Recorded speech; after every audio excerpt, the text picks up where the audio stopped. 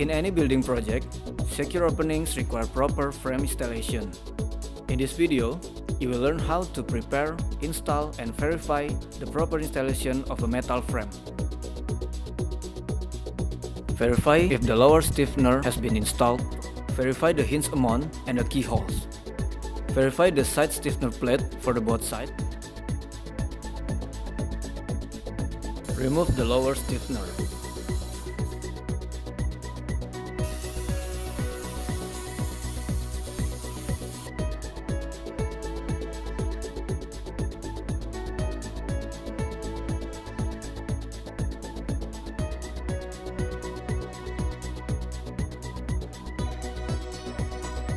Put the plywood stiffener to the inside width of the metal frame to ensure the installation complies to the standard of the verticality and the elbow level.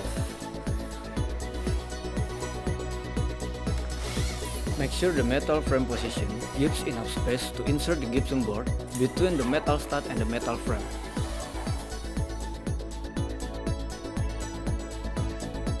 Ensure the metal frame weight is equal between the jambs by using the ruler to check the elbow level.